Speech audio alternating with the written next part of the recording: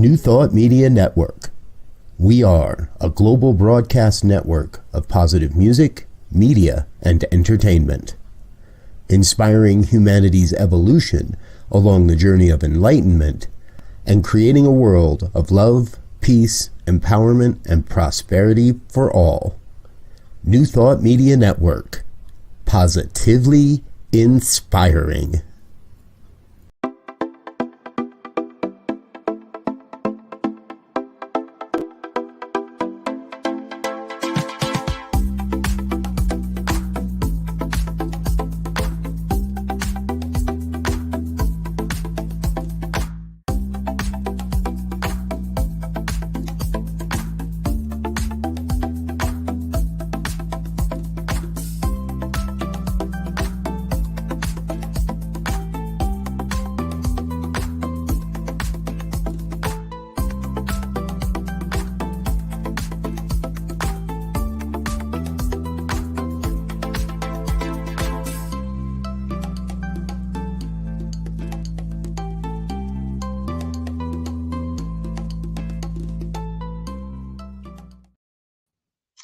Hello and welcome back to Global Focus Today. I am Reverend Dr. Sharri Johnson and I am your host. And this week's guest is a pip. She just is. I'm nominating her for Juggler of the Year. Reverend Dr. Tiffani Milne is a minister. She's a staff minister at the Global Truth Center in Los Angeles. She's also, like many of my colleagues, and I'm not sure what the connection is, but we'll talk about it in a little while. She's also deep connected to the realty industry. She's a stand-up comic par excellence, a wife and a mother to two amazing children. I mean, she could juggle a chainsaw, a bowling ball, and a raw egg and never drop anything. So please help me welcome Reverend Dr. Tiffani Milne. Hello. I love that introduction. Thank you so much for joining us and saying yes. Now, I got to tell you about this realty thing. I have noticed that I have 5 or 6 at least that I know of that I could name just like that, colleagues who are full-time ministers who are also started out in realty and in some connection or another are still involved in realty. And I've decided it's because ministry is about finding your home. I love that. I love that. Yeah, I've been in the title space and I was an escrow officer and now run a title company. And that is definitely the highlight and the exciting part of what I do is that at the end of it, somebody gets a home, which is, I like that. I like looking at it that way. So it's been a while since you were here. Tell us what's the most exciting thing that's happened since then. What is the most exciting thing that's happened since then? Well, I mean, of all the chainsaws, bowling balls, and raw eggs that I've got going on, I would say my kids are thriving. My son's in high school and winning track and field meets, which is exciting, and they're thriving. And my career continues to thrive. On the minister front, I'm being ordained this year, which is very, very exciting, and teaching my first practitioner class in the fall. You know, I was telling you before we started this that I have the workings of a book that now just looks like Post-its and stickies and notes in my phone everywhere that I am knowing will turn into something cohesive. So lots of exciting stuff and lots of tidbits everywhere, I guess. Okay, so what's the biggest challenge you've had since the last time we spoke? I think the biggest challenge that I've had, you know, at the Global Truth Center, our big part of our vision statement is remembering who you are. And this idea that whenever we face anything, when we know who we are, we know that the God energy that we are is the person that's facing this challenge. And I think that as I've been moving into bigger and bolder things in my life, it becomes scary sometimes and hard sometimes. And so I actually have a bracelet that I bought that says, remember who the F you are, because it's a good reminder. So I would say that the biggest challenge is knowing that I am God and that I am equal and capable of all of the exciting things that are on the horizon for me, every step of the way. I lost you. I can't see you. I can only see me, and it freaks me out. Sometimes you by yourself because we want everybody to get a big view, and we don't want anybody to just think, with the screen froze or something. That's fair. But I love that your enthusiasm just seems to keep up with whatever's going on. Yeah. Yes. And when it wanes, it's funny because I'm assisting Dr. James he's got a ministerial class that's set to graduate in June. And actually, they're taking their test in, I think, next week. So good luck, ministers. They don't need luck. They're amazing. But sitting in that class and watching these new ministers growing into the ministers that they're becoming. And I remember when I graduated in 2020, there was an element of feeling like I had arrived, right? Like I'm now a minister, and now I'm going to live 100% of the time in the consciousness of minister, and life is just going to get better and better and better. I love that you're laughing at that. Like a 16-year-old who just got his license, right? Yeah, right. Like I'm unleashed on the universe now. I'm 16. I got my license. I'm a full-fledged adult now. And what I've learned over the last 4 years is that's really just the starting point. It's really was a commitment to get back on principle as quickly as possible. Not that I was never going to fall off principle, or that I was never going to have another challenge again, or I was never going to forget who I am again, but that I made a commitment and had the education and the principles behind me to be able to step back into principle as quickly as possible. And so what I've noticed is now I fall off and I go, oh, I don't, the world looks icky for a minute. And I'm like, nope, here's what I know, and can get right back to it. So I feel like there's less and less time in between where I fall off, but I think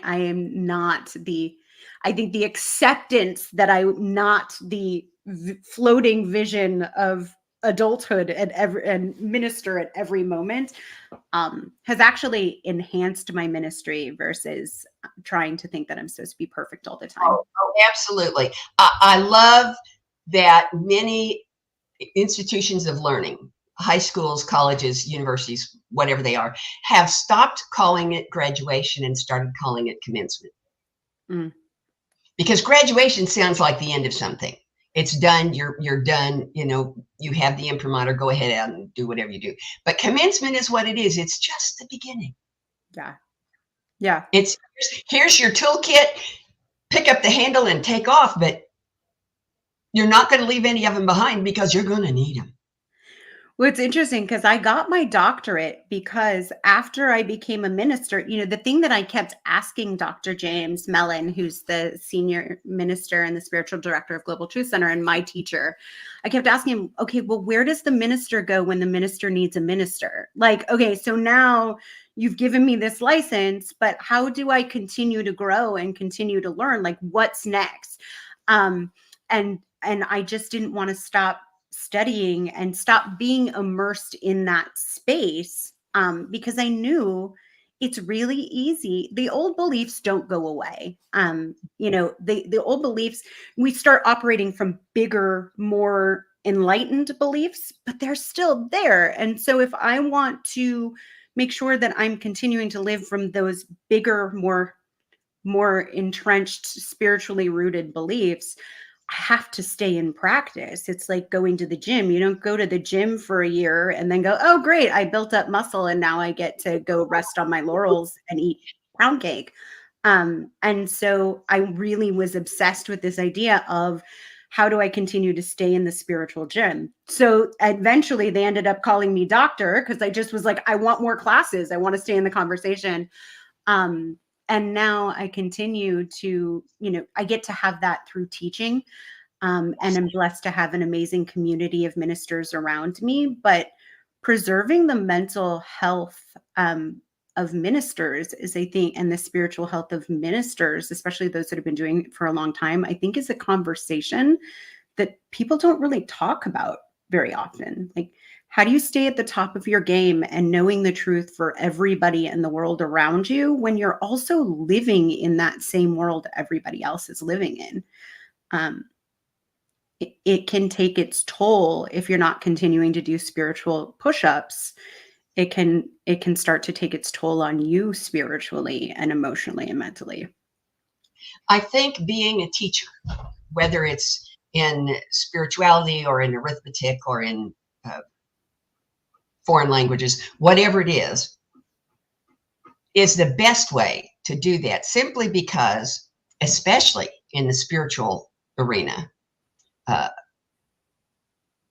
you find yourself, or I find myself, running as fast as I can to stay one step ahead of the class. And there's always somebody stomping on the backs of my shoes. So I like you, I got a doctorate because I like to be in school. Being in school keeps me on my toes and makes me do the things that I really want to do and am too lazy to make myself do. And then teaching just flips it over and puts you in it's like going to school on steroids, because now I have to study harder to stay just a little bit ahead, so that I can be pulling the class with me, so that I can give them something they don't already have. And like I said, there's always somebody stomping on the backs of my shoes. And I assure you that is the experience you will have, because you're a good teacher, and good teachers do that. Well, and students know when you're full of crap. So yeah. How can I teach, right? So how can I stand in front of students and say life is unfolding perfectly no matter what, if I don't have the conviction? Because, we joke in the foundations class, as soon as you say that, somebody is going to raise their hand or say, oh yeah, well, what about this? And we call it, jokingly and lovingly in the Global Truth Center, we call it the Hitler question.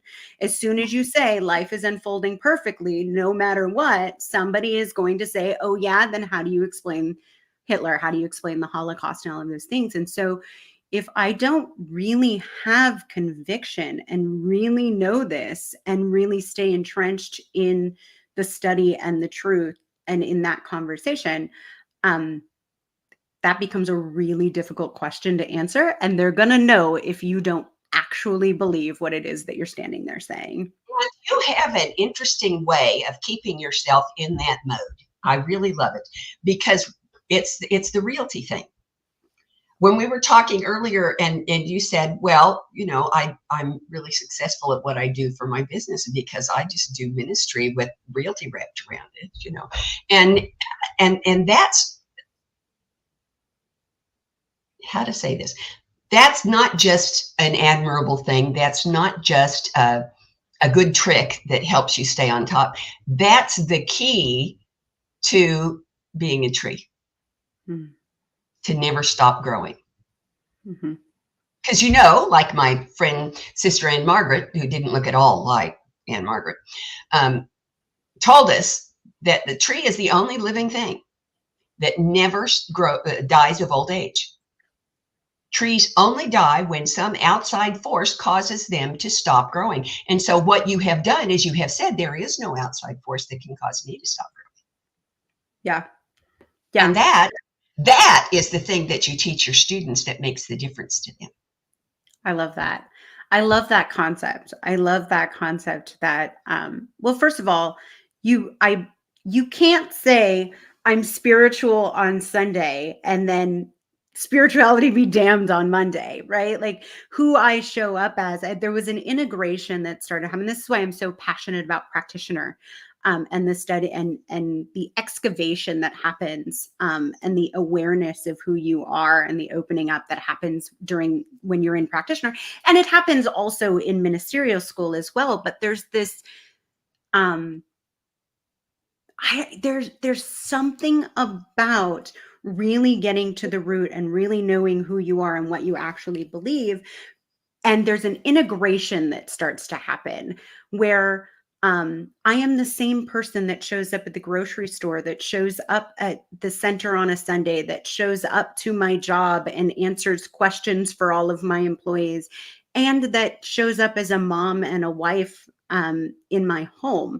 There's no, for so long, I lived segmented lives where I showed up as this corporate person at work and and ran the company, and then showed up differently as a mom. I mean, I was a stand-up comedian and ran a title company at the same time. You can't get more different than that. And then you throw in being a minister, and how do you reconcile a stand-up comedian with somebody, who speaks spirituality on a Sunday? And there was this disconnection, and it was so disjointed. And when I started to integrate it, it's like, oh, I am kind and loving at the grocery store and at the center on a Sunday and with my children, because it's who I am and it's how I live. And when I apply that to my work, my business flourishes too, because that's the only option it has, right? It's the tree, right? The outside force is spreading love and support and the truth of who everybody is and showing up that way. Not only is my tree growing, but the trees around me are continuing to grow as well. That's because trees support each other. Yes. That's where the minister goes when the minister needs a minister. It is. And by the way, you have available to you through Anton, the affiliated New Thought Network, the assistance of Reverend Dr. Martha Creek. She is answer to where does a minister go when a minister needs a minister. When she was on my show and I asked her that last question about 10 years from now, she said, there will be hundreds of people who will say, I am here now because she was there then. She is everybody's big loving grandma. She, from the moment that I met her, she emanates love and that motherly energy love. And I just feel like she'll just collect you. I felt totally collected. I felt the same way with you too. From the first Anton I showed up at.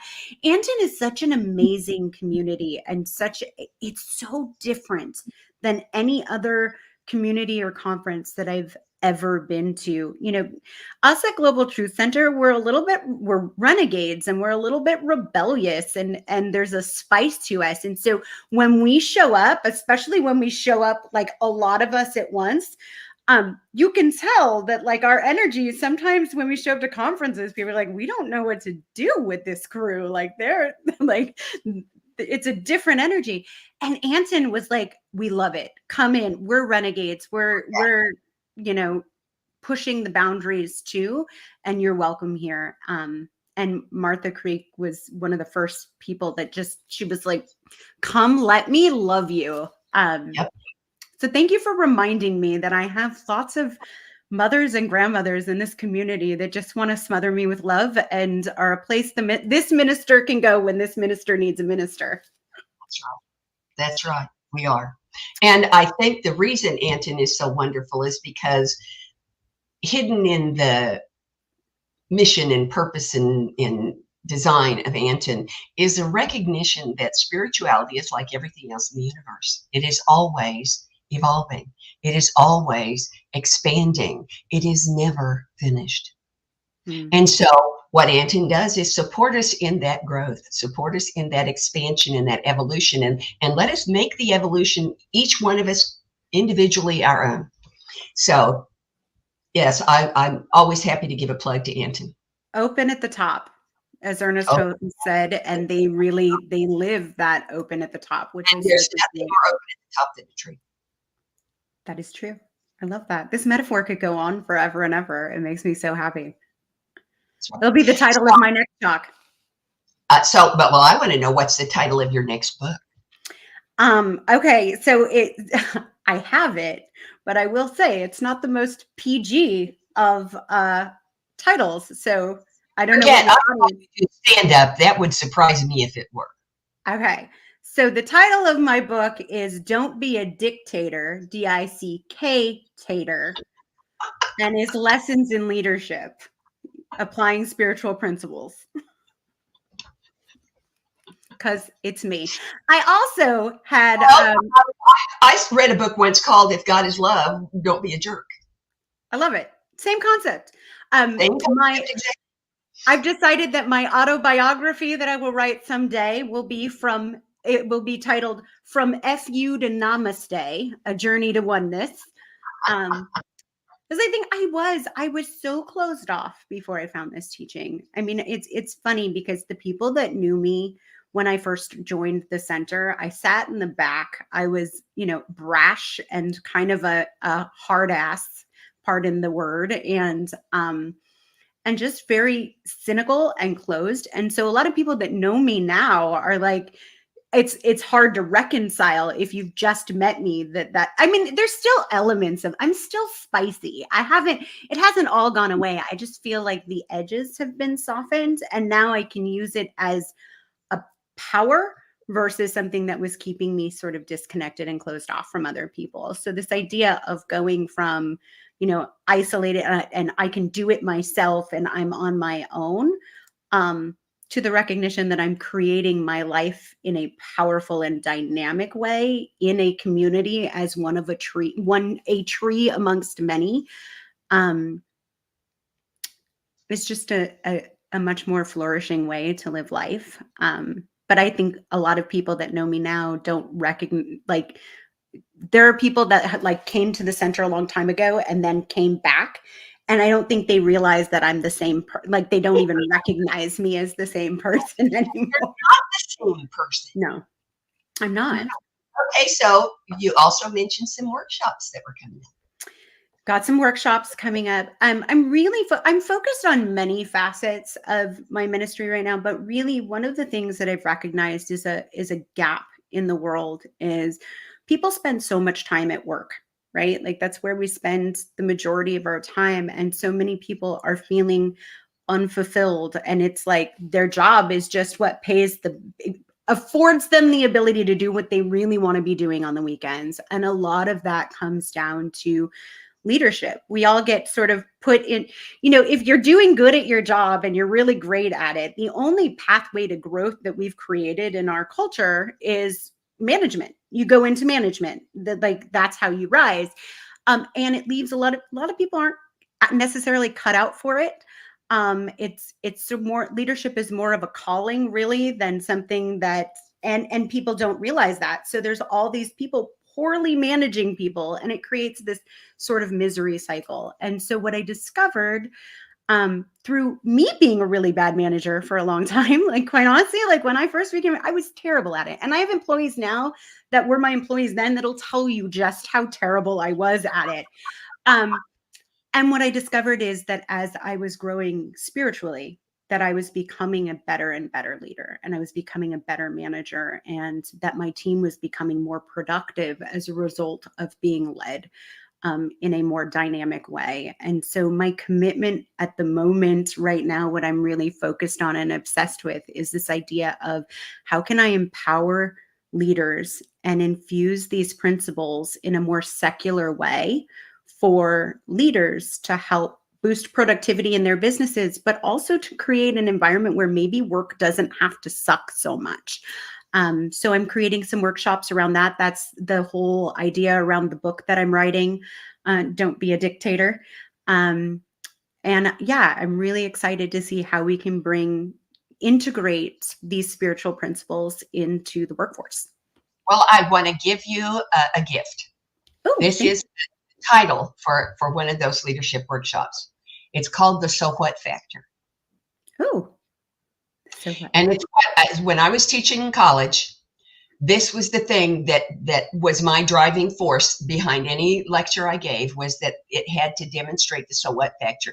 You tell them, the military approach to education is you tell them what you're going to tell them, then you tell them what you told them, and you consider them educated. But if you have not also told them the so what, why is it important for you to know this? Mm-hmm. Why is it important for you to practice this? If they don't have a so what, it's gone. As soon as they walk out of the room, it's gone. But if you give them a workshop that gives them the so what factor of spirituality in the workplace, magic happens.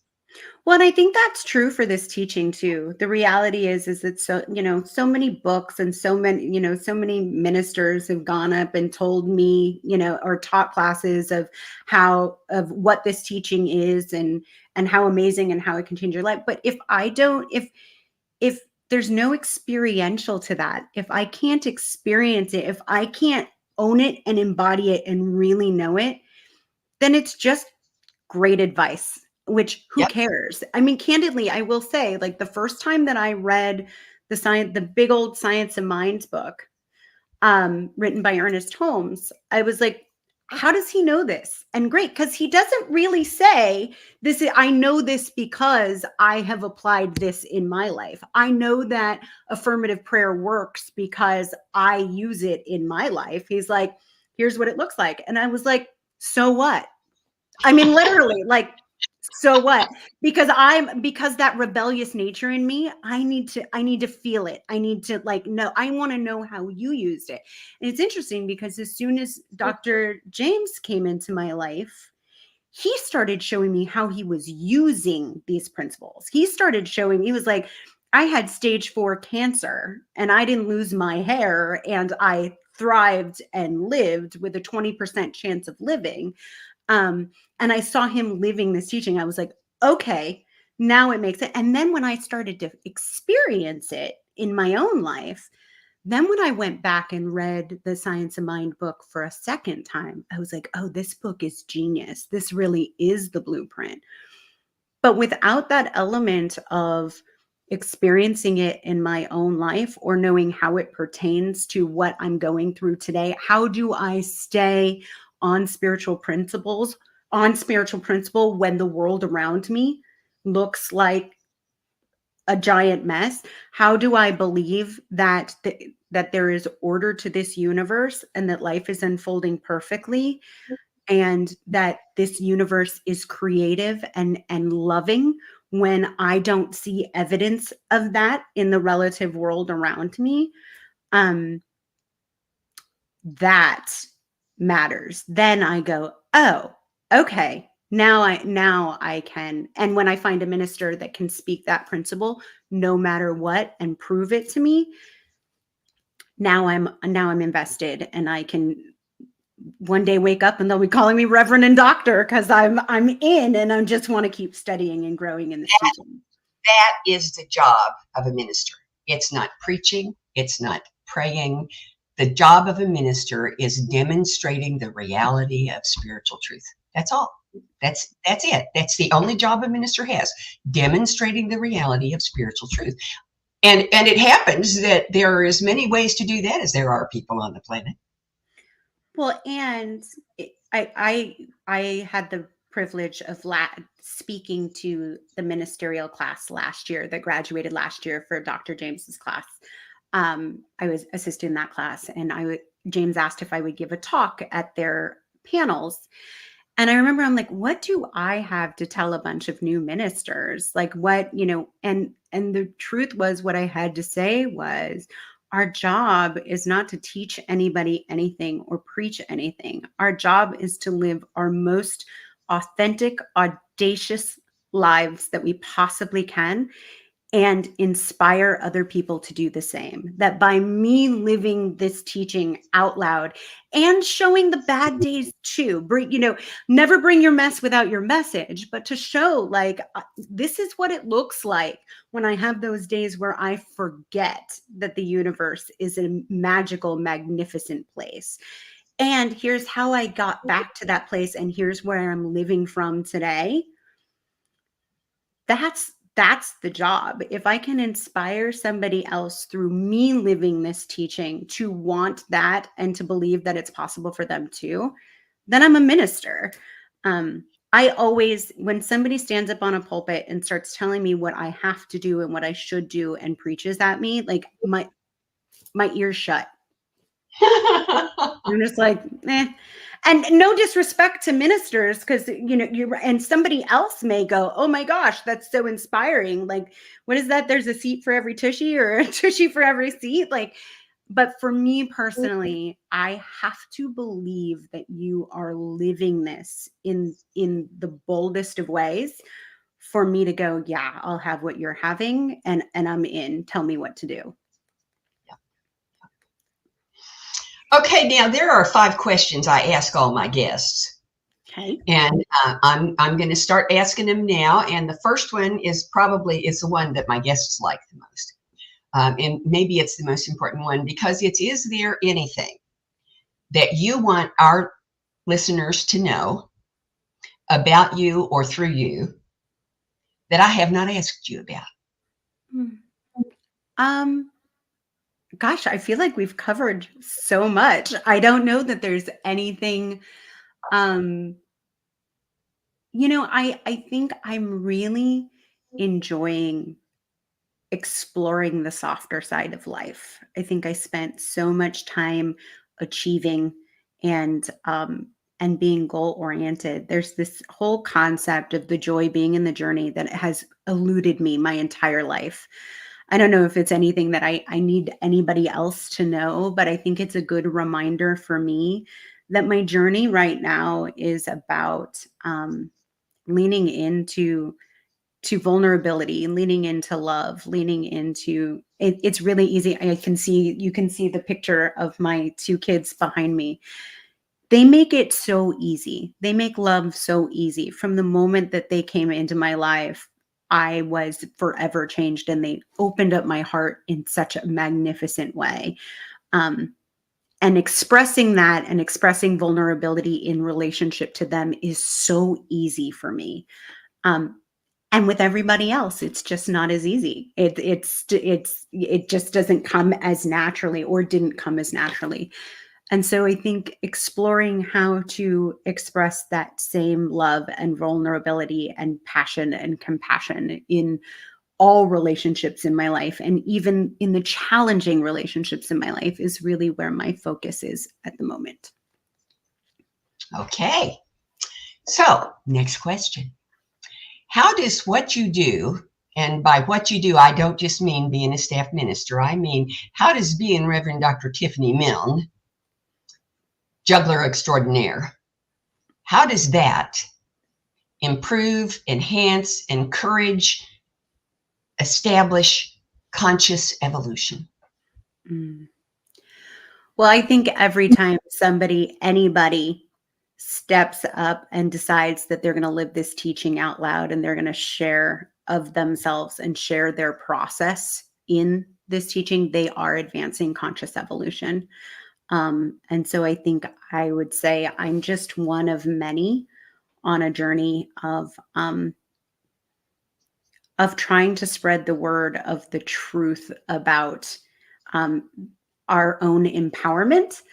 And I do that through exploring. I'm my own best science experiment, right? Like, you gave me these spiritual principles, and you gave me, the keys to the kingdom, and then understanding that I am powerful, and that the universe is this intelligent, amazing, dynamic energy, which is what I am. And then I get the blessing of going out and living that, and am blessed to have a podium to share my experience from. Cool. Okay, now this one sounds the same, but it's not. How does what you are, what you do, Reverend Dr. Tiffani Milne, juggler extraordinaire, how does that encourage, enhance, unveil, rejuvenate, pick your own verb, world peace? I think that what is different about me, perhaps, is I'm not your average brand of minister. I am, tell it like it is. I'm often very irreverent. I am often, I use expletives from time to time. I'm not your average, when people found out that when people still find out that I'm a minister, they're shocked. They're like, you? Wait a minute. Like, I've seen your act on stage. It is dirty. Like, that doesn't seem to reconcile. And what I think is so amazing is that it's an opportunity to express it in a different way. I'm speaking the same principle that somebody who shows up looking exactly like a minister should, or saying the things that a minister should.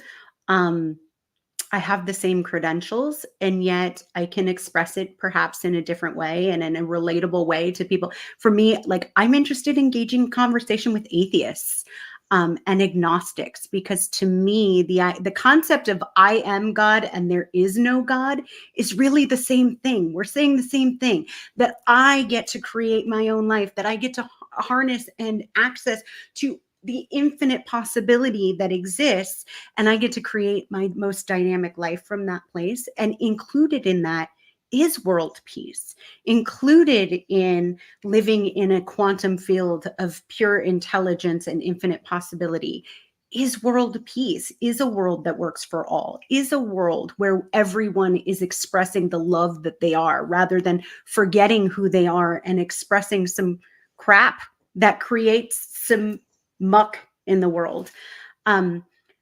And so if I can be one more voice and one more consciousness that is spreading that, then I have to believe that I'm part of the solution and not living in the problem. Excellent. Okay. Next question. You might want to close your eyes for this one because it requires imagination. Presuming that every single thing goes exactly the way you want it to go. Every little detail, every encounter, every relationship, every event, every single thing goes exactly the way you want it to go. What does Reverend Dr. Tiffani Mills' ministry look like 10 years from now? You know, it's interesting, and I don't want this to be a cop-out answer. I really don't. But we talked earlier about how I've spent my entire life achieving what's the next rung, what's the next thing that I'm going to accomplish, what's the next notch on my belt, or, you know, whatever the case may be. And what I really want more than anything is to just keep putting one bold foot in front of the other, and to be equally as amazed as everybody else, to see where I can arrive if I can just enjoy the journey right now. And maybe it's because of the age that I'm at. You know, I call it the middle-aged cliche, where you start suddenly are like, wow, I've been achieving my whole life, and I'm not sure that I've been achieving for the sake of achieving. And I never really stopped to really enjoy the experience of life. Where I am right now is trusting that if I just can enjoy today and enjoy the moment and make the most of today, not just sit back and watch television and think that 5 years from now, I'm going to have this most amazing. And I make time for TV too. I love trash television. It's my guilty little pleasure. But what does it look like to really relish in the journey and the steps that I'm taking today? And then along with everybody else to go, oh my goodness, this is what's possible 5 years from now, just because I was willing to take bold action and enjoy the experience of bold action 5 years ago. I'll take that. That works. You know, it's a cop-out answer, but it's going to be amazing. It's not a cop-out answer, because journey is joy with some extra letters stuck in. Oh, I love that. Journey is joy with some extra letters stuck in it. So you you're good. Have such good little one-liners and catchphrases. You're amazing. Okay, so here's the last question. Right. Will you come back? Yes, absolutely. Okay. This is fun. My next opening is March 25th, 25. Can I pencil you in? Yes, and my birthday is 2 days after that, so we can celebrate my birthday on a podcast. Celebrate your birthday. We will indeed. Yippee. Yes.